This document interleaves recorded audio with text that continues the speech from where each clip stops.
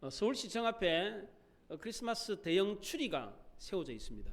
그 꼭대기에 별이 아니라 십자가가 달려 있습니다. 시민단체하고 불교단체에서 별로 교체해달라 항의를 했습니다.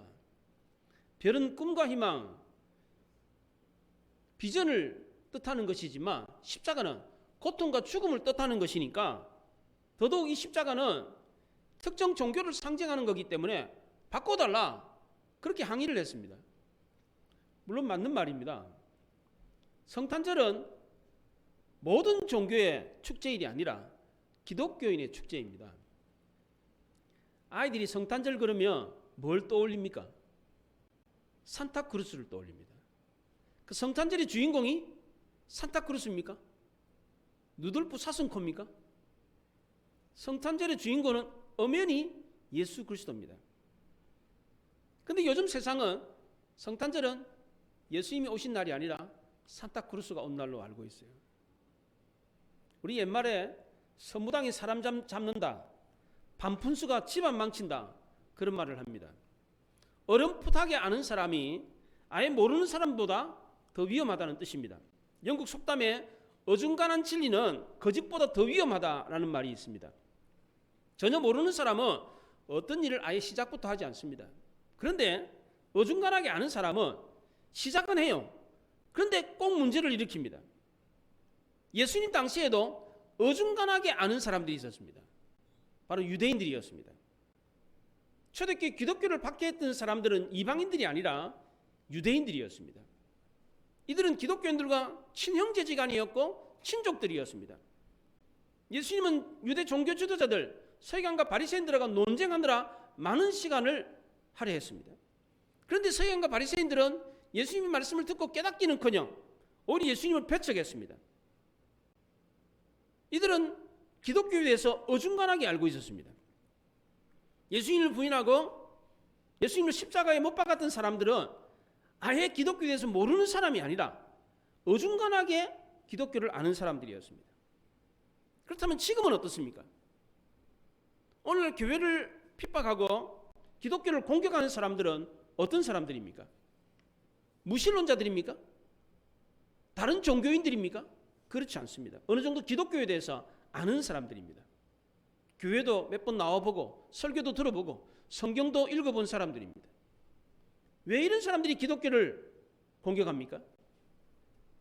첫째는 주관적인 편견 때문입니다. 예수님 당시에 유대인들이 왜 예수님을 공격했습니까?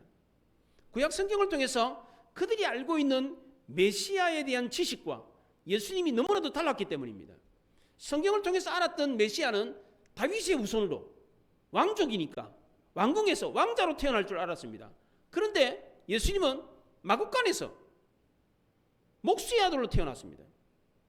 이런 예수님이 자기가 하나님의 아들이다, 메시아다 이렇게 말하니까 유대인들은 그 예수님을 거짓말쟁이다, 사기꾼이다, 귀신 들였다, 미친 사람이다 그렇게 말을 했습니다.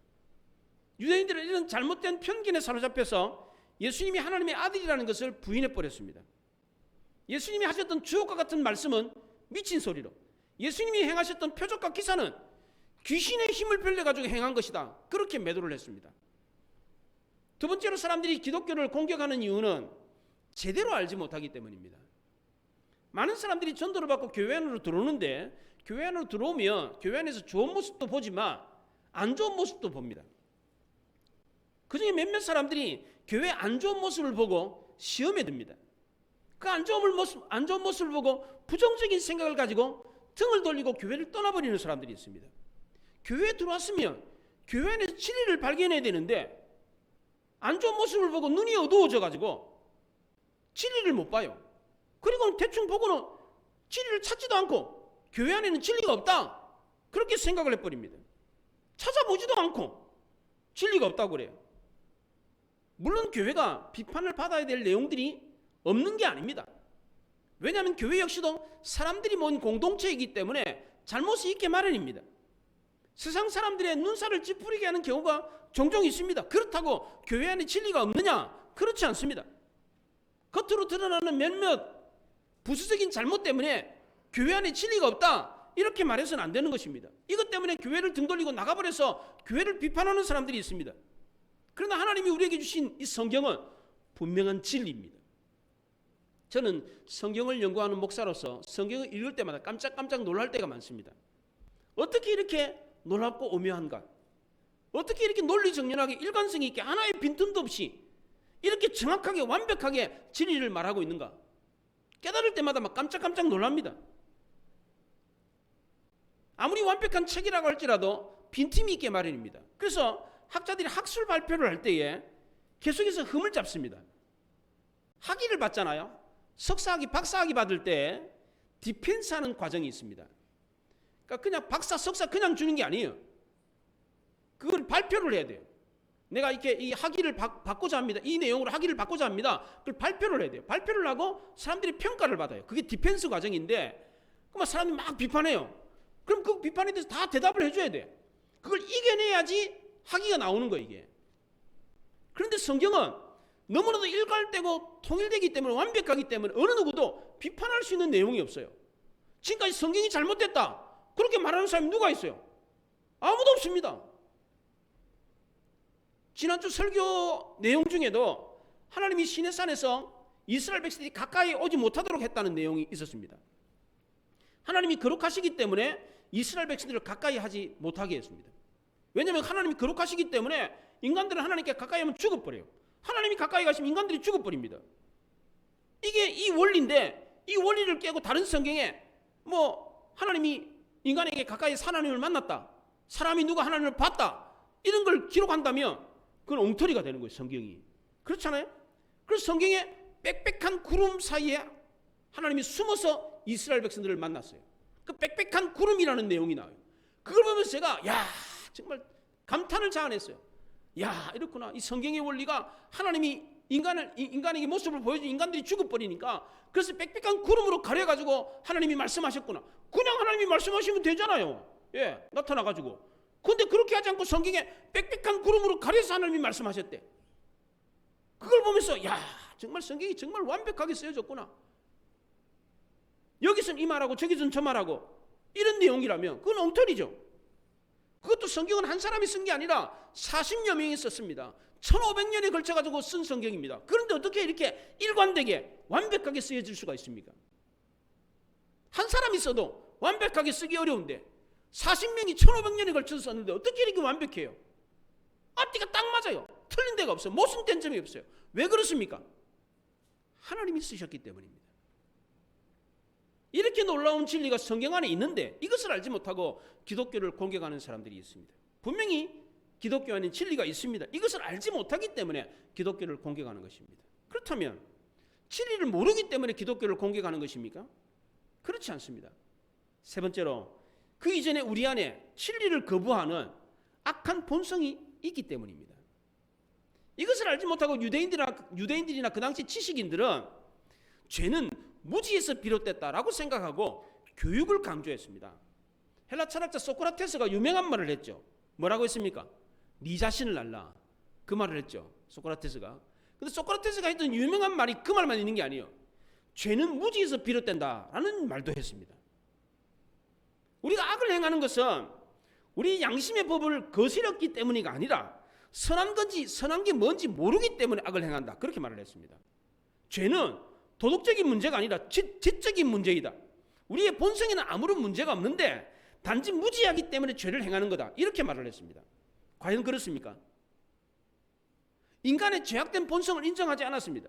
죄는 무식한 사람들이 범하는 거다, 그렇게 말을 했습니다. 그래서 죄를 범하지 않게 하기 위해서 교육을 통해 지식을 주입하면 죄를 범하지 않는다, 그렇게 말을 했습니다. 과연 그렇습니까? 유대인들도 이런 생각을 가지고 경전을 열심히 연구했습니다.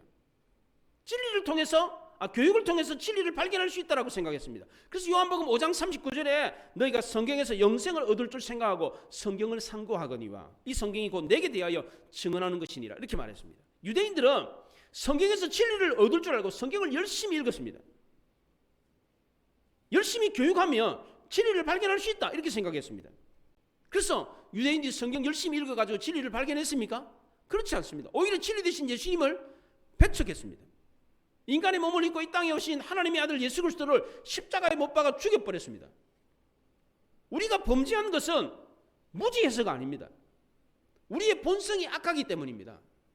우리는 본래부터 빛을 좋아하기보다는 어둠을 더 좋아하기 때문입니다. 그래서 우리는 타의에 의해서 죄를 범하는 것이 아닙니다. 누가 자극해가지고 강제에 의해서 죄를 범하는 것이 아니라 의도적으로 적극적으로 자의에 의해서 죄를 범하는 겁니다. 사기꾼들, 보이스피싱 해가지고 남의 돈 훔쳐가는 사람, 남의 물건 훔쳐가는 사람, 거짓말하는 사람, 음란한 사람, 깡패, 아무 일도 아닌데 사람을 죽이는 사람, 이런 사람들 모두는 무지의 소치로 그렇게 하는 게 아니라는 겁니다. 교육을 제대로 못 받아가지고 인생이 제대로 갖춰지질 않아가지고 그렇게 죄를 범하는 게 아닙니다. 인간은 교육으로 절대로 선해질 수가 없습니다. 만약 이 말이 맞다면 지식인들은 절대로 죄를 범하면 안 됩니다. 과연 그렇습니까? 지식인들이 죄를 범하지 않습니까? 교육 잘 받은 사람은 죄 안 범합니까? 그렇지 않습니다. 지식인들은 지식인들 나름대로의 방법으로 죄를 범합니다. 이번에 대장동 사건을 보십시오. 판검사 법조인들이 모여가지고 자기네들 지식을 총동원해가지고 국민들을 속이는 큰 범죄를 저질렀습니다. 그리고는 아무도 책임을 지지 않습니다. 인간이 죄를 범하는 이유는 죄인지 몰라서 죄를 범하는 게 아닙니다. 죄라는 사실을 다 알아요. 나는 이게 죄인지 몰랐습니다 라고 핑계할 수가 없습니다. 죄라는 사실을 알아요. 알기 때문에 나중에 문제가 생기면 그걸 막으려고 그렇게 그런 방법까지 좀 구상을 해가지고 죄를 범하잖아요. 그렇게 우리가 죄를 범하는 이유는 죄에는 맛이 있는데 죄의 맛이 있어요. 그 맛을 즐기기 때문입니다. 훔쳐먹는 사과가 맛있다고 그러잖아요. 죄를 범하는 데서 오는 즐거움이 있습니다. 쾌감이 있습니다. 우리는 이 맛을 좋아하고 이 맛을 이끌립니다. 이게 부정한 것이다, 훔친 것이다는 사실을 알면서도 거기에 이끌립니다. 좋아서. 왜냐하면 우리의 본성이 빛보다는 어둠을 더 좋아하기 때문입니다. 그래서 전 세계 모든 지식과 학문을 다 동원을 해도 우리 악한 본성을 선하게 만들 수가 없는 것입니다. 그래서 그 당시에 최고의 지성인이었던 니고데모가 밤에 몰래 예수님을 찾아왔습니다. 니고데모는 지적 호기심이 생겼습니다. 어떻게 지금까지 아무도 행하지 못한 그 놀라운 표적과 기사를 예수라는 청년이 행했는가? 너무나도 궁금했습니다. 근데 가자니 체면이 서지가 않았어요. 자기는 유대인의 관원이고 유대인의 선생인데 랍비인데 예수님은 시골뜨기 뭐 하기도 없어. 학교도 안 다녔어. 그런 청년한테 가가지고 뭘 좀 물어보자니 체면이 서지 않은 거예요. 그래서 이목을 피하기 위해서 밤에 몰래 예수님을 찾아왔습니다. 이때 예수님이 니고데모에게 하늘의 일을 이야기해 줬습니다. 12절에 보면 내가 땅의 일을 말하여도 너희가 믿지 않거든. 하물며 하늘의 일을 말하면 어떻게 믿겠느냐? 그렇게 말했어요. 땅의 일을 말했습니다. 니고데모에게. 그 땅의 일은 물과 성령으로 거듭나지 않으면 하나님 나라 못 간다. 니고데모가 이해를 못했어요. 하늘의 일을 이야기했습니다. 이것도 이해 못하는데 하늘의 일을 이야기하면 너가 믿겠느냐? 말하면서 그 하늘의 일이 뭐냐? 모세가 광야에서 뱀을 든 것처럼 예수님도 십자가에 못 박혀 죽으실 거다. 십자가에 달릴 거다. 그 얘기를 했습니다. 니고데모는 이 두 이야기를 다 이해를 못하고 믿지도 못했습니다. 예수님은 자신이 십자가에 못 박혀 죽으실 것을 구약시대에 모세가 광야에서 들었던 노뱀 장대를 들었던 그걸 통해서 자기의 십자가 죽음을 설명했습니다. 구약 성경에 예수님을 가리키는 예표가 여러 개 나옵니다. 근데 그 중에서 보수주의 신학자들이 유일하게 하나를 꼽는데 요게 분명한 예수님을 가리키는 예표다. 그걸 타이폴로지라 그래요. 이 타이폴로지 유일한 하나를 꼽는다면 뭐냐? 그것은 바로 노뱀 사건이라는 거예요. 모세가 들었던 노뱀, 장대 위에 노뱀을 달았던 거, 그게 바로 예수님의 십자가 사건이라는 겁니다. 그걸 가리키는 그림자라는 겁니다. 예표라는 겁니다. 왜 이게 확실하냐? 예수님이 직접 말씀하셨기 때문입니다. 14절에 보세요. 모세가 광야에서 뱀을 든 것 같이 인자도 들려야 하리니. 예수님이 그렇게 하셨어요. 장대 위에 노뱀이 들린 것처럼 인자도 하나님의 아들 예수도 십자가에 들릴 거다. 예수님이 하늘에서 내려오신 이유가 뭐예요? 십자가에 못 박혀 죽기 위해서 내려오셨어요. 그럼 왜 예수님은 장대 위에 노뱀처럼 십자가에 매달려 죽으시려고 오셨습니까? 15절에 보면 믿는 자마다 영생을 얻게 하기 위해서. 요한복음 1장 12절에는 영접하는 자 곧 그를 믿는 자들이 하나님의 자녀가 되는 권세를 주기 위해서입니다. 예수님 우리에게 영원한 생명 하나님의 자녀가 되는 이 권세를 주기 위해서 하늘에서 내려와서 십자가에 못 박혀 죽으셨어요. 하나님이 이렇게 독생자 예수 그리스도를 십자가에 못 박혀 죽여서 죄인 우리를 자녀 삼으시고 영원한 생명을 주신 이유가 무엇입니까? 이유는 단 하나입니다. 그것은 바로 하나님이 우리를 사랑하셨기 때문입니다. 16절에 보면 하나님이 세상을 이처럼 사랑하사 독생자를 주셨으니 이는 그를 믿는 자마다 멸망하지 않고 영생을 얻게 하려 하심이라 그랬습니다. 요한일서 4장 18절에서도 하나님은 사랑이심이라 그랬어요. 하나님 자체가 사랑이시기 때문입니다. 죄인인 우리가 구원받아서 하나님의 자녀가 되고 영원한 생명을 얻는 이유는 우리에게 있는 것이 아니라 하나님께 있습니다. 하나님 자체가 사랑이시기 때문입니다. 하나님은 사랑이 넘쳐서 우주 모든 만물을 만드셨어요. 그래서 우주 모든 만물에는 하나님의 사랑이 가득 차 있습니다. 하나님은 죄인에 대한 이 죄에 대한 형벌을 미리 알려줬습니다. 죄를 범하면 이렇게 된다. 미리 알려줬습니다. 창세기 2장 17절에 선악을 알게 하는 나무의 열매를 먹는 날에는 반드시 죽으리라 그랬습니다. 분명하게 알려줬어요. 그런데도 인간은 고집스럽게 그 죄를 범하고 말았습니다. 그 죄에 대한 대가로 인간은 하나님과 영원한 분리를 뜻하는 죽음을 경험하게 된 것입니다. 이 죽음의 문제를 해결하기 위해서 예수님이 이 땅에 오셨습니다. 17절에 보면 하나님이 그 아들을 세상에 보내신 것은 세상을 심판하려 하심이 아니요 그로 말미암아 세상이 구원을 받게 하려 하심이라 그랬어요. 하나님이 아들 예수 그리스도를 땅에 보낸 이유는 심판이 목적이 아니라 구원이 목적이라는 것입니다. 여기 우리라는 말은 세상 모든 사람을 뜻하는 것이 아니라 하나님이 범죄한 우리를 구원하기 위해서 아들을 보내셨다는 것을 믿는 우리를 뜻하는 것입니다. 이것을 믿지 않는 사람은 이미 에덴 동산에서 하나님이 분명하게 말씀하신 것처럼 심판을 받는 것입니다. 인간이 심판받는 이유가 무엇입니까? 첫째는 믿지 않기 때문입니다. 18절에 보면 그를 믿는 자는 심판을 받지 아니하는 것이요 믿지 아니하는 자는 하나님의 독생자 이름을 믿지 아니함으로 벌써 심판을 받은 것이니라. 하나님이 우리를 구원하기 위해서 독생자 예수 그리스도를 보내주셨는데 이것을 믿지 않기 때문에 심판을 받는다는 겁니다. 단지 범죄한 아담의 후손으로 죄의 본성 원죄를 가지고 태어났기 때문에 우리가 심판받는 게 아닙니다. 만약 모든 인간이 아담이 범죄한 결과로 이 죄의 본성 원죄를 갖고 태어나서 그것 때문에 천국 못 가고 그것 때문에 지옥 간다면 얼마나 억울하겠습니까? 나는 죄 안 지고 싶은데 우리의 조상 아담이 범죄해가지고 그 죄의 속성을 나한테 내려줘가지고 내가 그래서 어쩔 수 없이 지옥 간다면 얼마나 억울하겠습니까? 그렇잖아요? 그런데 우리는 그렇게 해서 지옥 가는 게 아니라 우리가 지옥 가는 이유는 본래부터 태어날 때부터 갖고 태어난 원죄, 죄의 본성을 가지고 있기 때문에 지옥 가는 게 아니라는 겁니다. 하나님 우리를 구원하기 위해서 아들을 보내셨는데 그것을 믿지 않기 때문에 지옥 간다는 거예요. 그래서 이제 우리가 심판받는 이유는 하나님이 우리를 구원하기 위해서 보내주신 예수 그리스도와 어떤 관계를 맺느냐에 따라서 달라진다는 겁니다. 아무리 도덕적으로 흠이 없는 사람이라고 할지라도 예수 믿지 않으면 심판받을 수밖에 없습니다. 반대로 아무리 흉악한 죄인이라고 할지라도 예수를 믿으면 심판받지 않는다는 것입니다. 인간이 심판받는 하나님의 기준은 예수를 믿느냐 안 믿느냐 여기에 달려있다는 것입니다. 원죄가 있느냐 없느냐 여기에 달려있는 것이 아니라 사람의 기준에는 의인과 악인이 있지만 하나님의 기준에서는 모든 사람들이 다 죄인입니다. 이 죄 문제를 해결할 수 있는 유일한 방법은 바로 예수를 믿는 것입니다. 그래서 이것만이 심판의 기준이 되는 것입니다. 두 번째로 인간이 심판받는 이유는 빛이 세상에 왔는데 이 빛보다는 어둠을 더 사랑하기 때문입니다. 19절에 그 정죄는 이것이니 곧 빛이 세상에 왔을 때 사람들이 자기 행위가 악함으로 빛보다 어둠을 더 사랑한 것이니라 그렇게 말을 했습니다. 많은 사람들이 굳이 예수 안 믿어도 착하게 살면 천국 간다 이렇게 생각을 합니다. 그런데 그렇지가 않습니다. 우리 모두는 악한 본성을 갖고 있기 때문에 죄를 범할 수밖에 없고 그래서 죄에 대한 결과로 멸망할 수밖에 없는 것입니다. 이런 우리를 하나님이 사랑하셔서 구원하시기 위해서 빛을 보내주셨습니다. 그런데 우리는 이 빛을 거부하고 어둠을 더 좋아합니다. 우리는 누구나 다 죄의 본성을 갖고 있다는 사실을 압니다. 이것 때문에 범죄한다라는 사실도 알아요. 그거 아십니까 여러분들? 여러분들 죄의 본성을 가지고 있습니까 없습니까? 대답해 보세요. 죄의 본성이 있기 때문에 죄를 범한다는 거 알고 계시죠? 예. 근데 이거를 거부하고 오히려 이걸 더 좋아하기 때문에 심판을 받는 겁니다.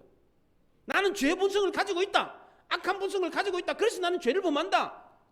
그런데 그러면 이걸 거부해야 되는데 그렇지 않고 이 죄 본성을 좋아한다는 겁니다. 이거를. 그래서 죄에 이끌려서 죄를 행하기 때문에 그래서 심판을 받는다는 것입니다. 그래서 심판의 책임은 하나님께 있는 것이 아니라 죄를 고집하는 인간에게 있는 것입니다. 그럼 왜 인간은 우리를 멸망시키는 이 죄를 고집하고 있습니까? 왜 빛으로 오신 예수님을 믿지 않고 어둠을 더 좋아합니까?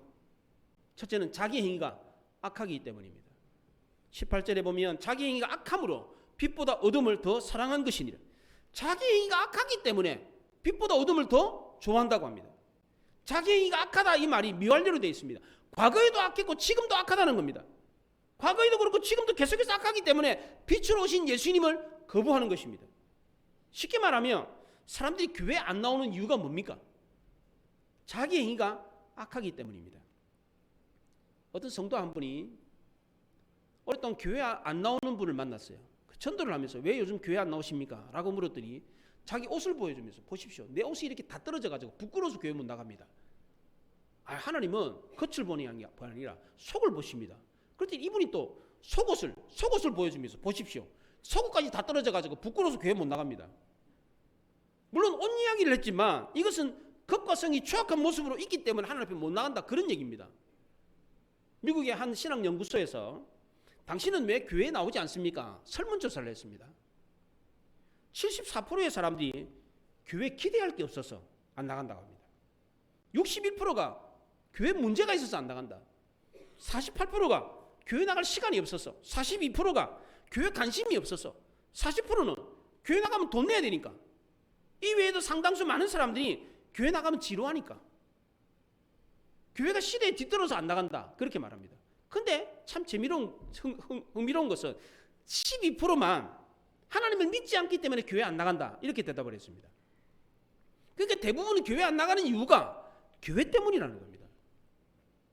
이런 설문조사 결과는 교회가 세상 사람들에게 호감을 주지 못한다는 증거이기 때문에 교회가 반성해야 될 부분이 분명히 있습니다. 그러나 이것을 또 다른 측면으로 근본적인 질문을 한다면 세상 사람들이 뭐라고 대답하겠습니까? 당신이 죄인이라는 걸 인정하십니까? 죄를 지었기 때문에 그 죄에 대한 대가를 치러야 하기 때문에 지옥 간다는 사실을 알고 계십니까? 왜 죄인인 당신이 하나님 앞에 나와서 이 죄 문제를 해결하려고 하지 않습니까? 라고 묻는다면 사람들이 뭐라고 반박할 수 있겠습니까? 첫째로 죄인이 아니라고 말할 수 있겠습니까? 나는 죄를 범한 적이 없습니다. 이렇게 말할 수 있는 사람이 있습니까? 두 번째로 죄인은 반드시 그 죄에 대한 대가를 치러야 된다는 것이 양심의 소리인데 이걸 부정할 수 있습니까? 죄를 지어도 벌 안 받을 수 있죠. 이게 당신의 양심이 공평하다고 말합니까? 반박할 수 있습니까? 세 번째로 죄인인 것을 알면서 왜 하나님 앞에 나와서 이 죄 문제를 해결하지 않으려고 합니까? 이 땅에서 이 죄 문제를 해결하지 않으면 무서운 지옥 공부를 받고 영원한 끔찍한 고통을 당해야 되는데 왜 이거를 그냥 내버려 두십니까? 라고 묻는다면 뭐라고 반박하겠습니까? 사람들은 타조처럼 어리석은 행동을 취하면서 안위를 얻으려고 합니다. 사냥꾼이 타조를 추격하잖아요. 그럼 타조가 열심히 도망을 가요. 도망을 가다가 더 이상 도망 못 가겠다 싶으면 모래 속에다가 머리를 푹 파묻어요. 타조가 이렇게 덩치가 엄청 크잖아요. 근데 머리는 조그만해, 주먹만 해. 도망가다가 더 이상 도망 못 가겠다 싶으면 머릿속에 머리를 팍 파묻으면 아무것도 안 보이잖아요. 그러니까 안심하다. 아무도 나를 못 보지. 이러고 안심하고 있다는 거예요. 그러면 사냥꾼이가 탁 잡는다는 거예요. 우리 인간도 이런 어리석은 행동을 할 때가 종종 있습니다. 지금 당장 골치 아프고 귀찮은 일은 무시하고 그냥 밀어버리는 경우가 있습니다. 물론 그럴 수 있습니다. 그러나 필연적으로 우리에게 닥칠 일이라면 피한다고 해서 해결될 문제가 아닙니다.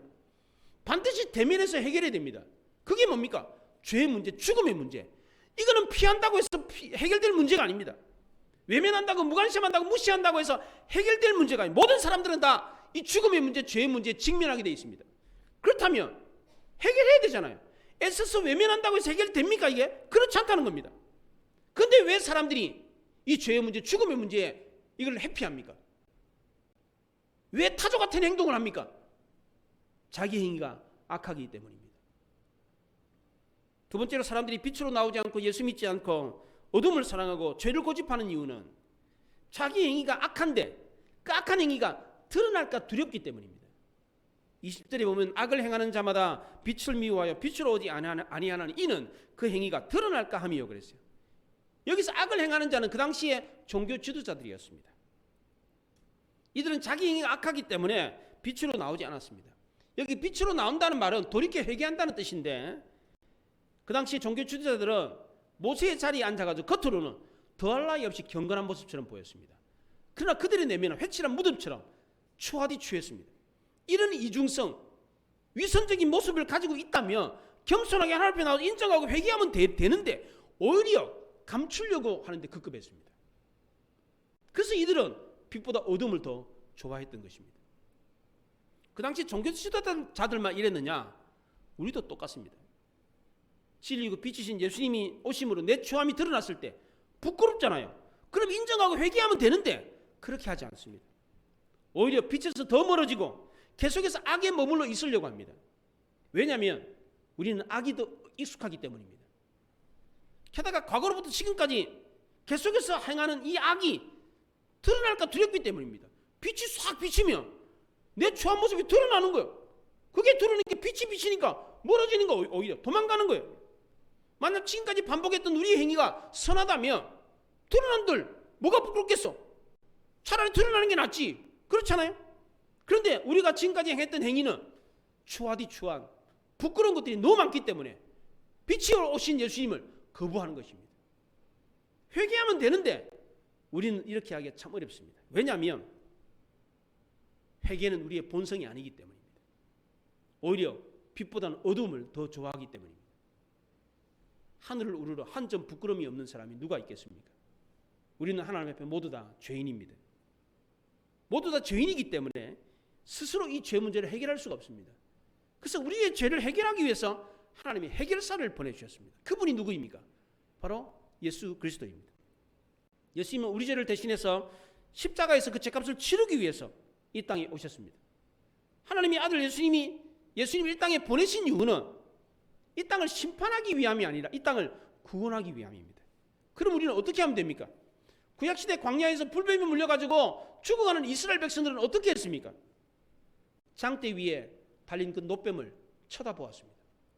민수기 21장 9절에 모세가 놋뱀을 만들어 장대 위에 다니 뱀에게 물린 자가 놋뱀을 쳐다본 즉 모두 살더라 그랬어요. 구약시대 이스라엘 백성들이 쳐다보았던 놋뱀이 무엇을 뜻합니까? 별이었습니까? 크리스마스 추리에 달리는 별입니까? 십자가에 달리신 예수 그리스도를 뜻하는 겁니다. 그러니까 교회는 별 보러 오는 것이 아닙니다. 사람 보러 오는 게 아닙니다. 교훈을 얻기 위해서 꿈과 비전을 찾기 위해서 오는 것이 아닙니다. 이런 목적을 가지고 오기 때문에 하나님을 만나지 못하고 실망하고 등을 돌리고 떠나는 것입니다. 이런 목적을 가지고 오니까 교회를 비판하고 나중에 나가서도 교회를 공격하는 것입니다. 우리가 교회에 와야 될 근본적인 이유가 뭡니까? 구약시대 이스라엘 백성들이 성막에 왔던 이유가 뭡니까? 뭐하러 성막에 왔습니까? 죄사함 받으려고 왔습니다. 그래서 성막에서는 항상 피제사가 있었어요. 피제사가. 왜 피제사를 드립니까? 그 피제사를 통해서 죄를 사함받기 위해서입니다. 이것이 바로 예수님께서 이 땅에 오신 목적이었고 이유였습니다. 우리 역시도 예수님의 보혈의 공로를 의지하기 위해서 죄사함받기 위해서 교회에 오는 것입니다. 그러니까 교회에 오면 뭘 봐야 됩니까? 사람 볼 게 아니고 뭘 봐야 돼요? 교훈 들어오는 게 아니고 뭐하러 와야 됩니까? 그리스도의 십자가를 보러 오는 것입니다. 우리 역시도 구약시대 광야에서 이스라엘 백성들이 모세의 그 장대 위에 달렸던 놋뱀을 봤던 것처럼 우리도 그 놋뱀을 봐야 돼요. 구약시대 이스라엘 백성들이 불뱀에 물려가지고 죄로 고통스러워하는 것처럼 우리 역시도 죄로 내가 영원한 죽음을 향해 달려가고 있는 것입니다. 그렇기 때문에 십자가에 달리신 예수 그리스도를 바라봐야 됩니다. 이 예수 그리스도를 바라보면 죄사함 받고 놀라운 구원을 경험할 수가 있습니다. 구약시대 이스라엘 백성들이 모세의 장대에 달린 그 놋뱀을 보는 거, 이게 뭐가 힘듭니까? 이렇게 있는데 아이고 이렇게 한번 쳐다보는 거, 이게 뭡니까? 이게 아무것도 아닌 일이잖아요. 이게 어렵습니까? 이게 고개 돌려서 한번 쳐다보는 거 어렵습니까? 이게 어떻게 보면 에이 뭐 쳐다본다고 몰라 낫기는 허무맹랑한 이야기처럼 들리지 않습니까? 정말 터무니없고 아무런 효과도 없을 것 같은 미신같이 들리지 않습니까? 지금 우리가 바라보는 십자가도 마찬가지입니다. 십자가 그거 바라본다고 못 알아주게 뭐가 있어? 구약시대 이스라엘 백성들이 모세의 장대 위에 노뱀 바라본다고 해서 뭘 낚기는 몰라. 지금 내가 지금 막 뱀에 물려가지고 지금 골마 터져가지고 지금 내 다 죽어가고 있는데 그거 쳐다본다고 낚기는 몰라. 쓸데없는 소리 하지 말라고 그렇게 이야기를 하죠. 구약시대 이스라엘 백성들이 그랬던 것처럼 지금도 마찬가지예요. 지금도 십자가에 달리신 예수 그리스도 그 십자가 쳐다본다고 달려주긴 뭐가 있어요? 뭐가 있어? 그게 이렇게 생각한다는 겁니다. 이번 정부에서 교회 십자가 철탑 철거하는데 지원금으로 400만 원을 지원을 해주고 있습니다. 대한민국 역사 이래로 교회 시설을 철거하는데 정부가 돈을 대준 예가 없습니다. 근데 실제로 이 일이 실제로 지금 진행되고 있어요. 이게 당군이라는 이런 일이 없었어요. 이게 이번 정부 들어서 교회가 교회 십자가 철탑 철거하는데 지원금을 400만 원을 주고 있어요. 그 십자가 철탑 철거하라는 거예요. 이거 철거하면 다시는 못 세웁니다. 규정이 까다로워가지고 십자가 달지도 못해요. 왜 이럽니까? 왜 이렇게 정부가 400만 원까지 지원금까지 주면서 십자가를 그걸 걷어치우려고 합니까? 그거를 왜 그럽니까? 십자가 못 보게 하려고. 왜 그렇습니까? 그 십자가에 놀라운 능력이 있기 때문입니다. 단순히 그 십자가 자체의 능력이 있는 게 아닙니다. 그렇게 생각하면 십자가가 우상이 돼요. 그 십자가에 달리신 예수님에게 능력이 있기 때문입니다. 그 십자가를 보면 십자가에 달리신 예수 그리스도가 떠오르기 때문입니다. 우리는 십자가를 보는 게 아니라 그 십자가에 달리신 예수 그리스도를 보는 것입니다. 내 죄를 대신해 주시신 그 예수님을 바라보며 죄사함을 받고 하나님의 자녀가 되고 영원한 생명을 얻는 구원의 역사를 경험하는 것입니다. 구약시대 이스라엘 백성들이 단지 장대 위에 높임을 바라봤을 뿐인데 고침을 받았어요. 어떻게 그런 일이 있을 수 있습니까? 장대 위에 높임을 쳐다보기만 해서 딱 쳐다보기만 했어. 근데 고침을 받았다고요. 어떻게 그런 일이 있을 수 있습니까? 터무니없는 일이고 허무맹랑한 미신 같은 이야기 아닙니까? 그런데 그 일이 실제로 있었다는 겁니다. 그와 마찬가지로 십자가에 달리신 예수 그리스도를 바라보면 허무맹랑하고 터무니없는 이야기 같지만 미신 같은 이야기 같지만 그렇지 않다는 거예요. 실제로 그 십자가를 바라보면 놀라운 구원의 역사가 일어난다는 거예요. 그래서 현 정부가 역사 이래로 지금까지 한 번도 없었는데 십자가를 철거하라고 그래요. 십자가를. 오늘날 우리도 십자가에 달리신 예수 그리스도를 바라보면 죄사함을 받고 하나님의 작은 자가 되는 놀라운 구원의 경험을 할 수가 있습니다. 이것을 믿으시기 바랍니다. 아무것도 아닌 일처럼 허무맹 터무니없는 이해가 안 되는 일처럼 보이지만 순종하고 그 십자가를 바라봄으로 죄사함 받고 하나님의 자녀가 영원한 생명을 얻는 구원을 경험하시기 바랍니다. 기도하십시다. 말씀을 생각하며 기도합니다.